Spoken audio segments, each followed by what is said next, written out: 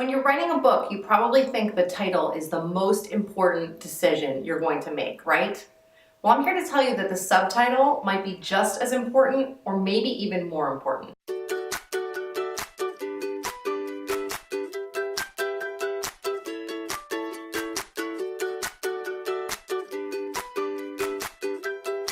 Hi, Jodi here of Jodi Brandon Editorial. I am a book writing coach, book editor, and publishing consultant for solopreneurs, creative entrepreneurs, bloggers, and small business owners who want to scale their business with a book or ebook. And today we are talking about subtitles and keywords and why it is absolutely critical that your subtitle contain good keywords.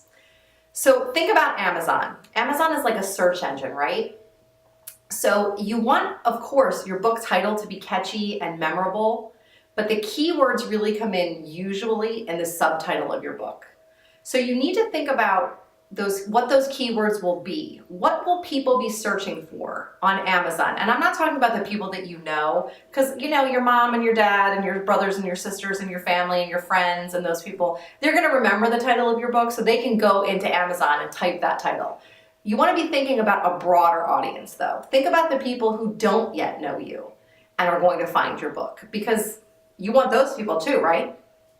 So let me give you a couple of examples that have done this really well. So David Allen wrote a book called Getting Things Done, which is it's a catchy title. You'll remember that probably, or some people will remember that, right? Getting Things Done. But if you're looking for a book about productivity and time management, you might not type those words in. I mean, maybe you'll type that phrase in, but some people will not. So the subtitle of his book is called The Art of Stress-Free Productivity. So stress-free, and productivity are all words that might get typed in there when you're looking for a book on time management or productivity. Another one from the creative entrepreneur world is Carrie Green's She Means Business. I love that title. I love the play on words. I love everything about it. However, for people who are looking for a specific type of book, like a book about entrepreneurship, for example, they're not typing in She Means Business. That doesn't mean anything to them. That phrase doesn't mean anything, and it's not something that people would generally be searching for. I know that's the title of the book, so I might search for that. However, the subtitle of her book, Turn Your Ideas into Reality and Become a Wildly Successful Entrepreneur. Great subtitle, good use of keywords, ideas, success, entrepreneur. Those are the words that you want to be searching, or that you want people to find your book when they're searching for those words. Do you see what I mean? So keywords are huge. So those are the words that are going to drive people to your book. You want your title to be shorter and catchier, generally speaking. You don't want, like a clunky 10-word title, whereas you can have a 10-word subtitle. And that's where you want to pack those keywords in. So when your book is done, you might know what your title is before you even start writing, right?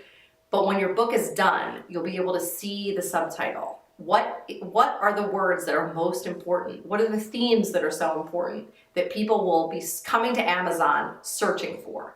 Or would they be looking in a bookstore for? So if I was going to look for Getting Things Done in a bookstore, I would be looking in the business section and the subsection productivity and time management.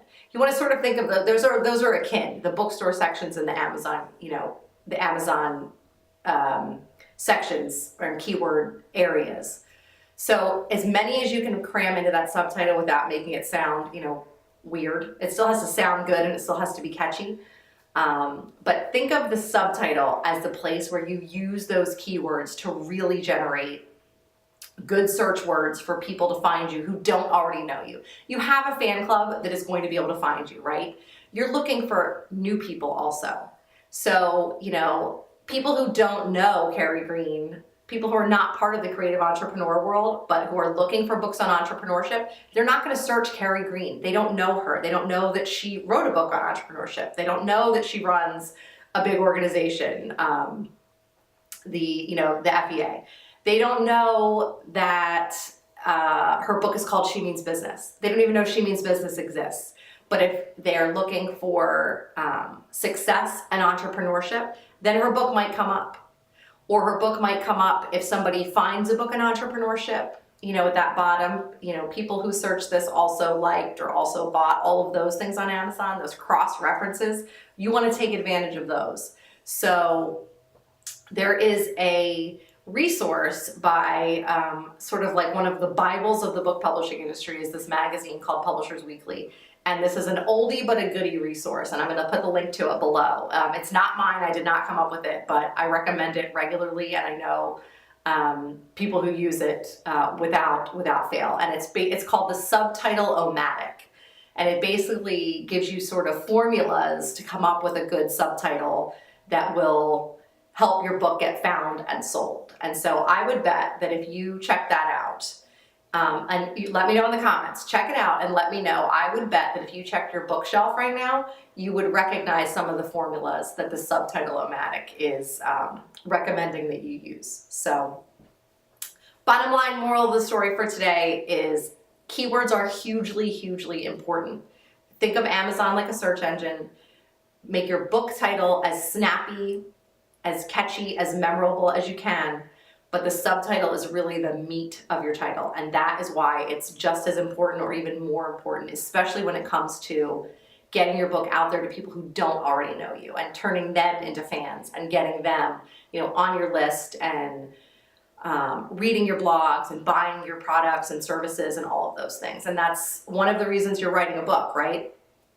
So pay attention to those keywords, use them carefully. Let me know what you think of the Subtitle-O-Matic. And if you have any questions, please let me know in the comments. I would love for you to like this video, subscribe to my channel if you want more videos like this, and I'll see you in the bookstore.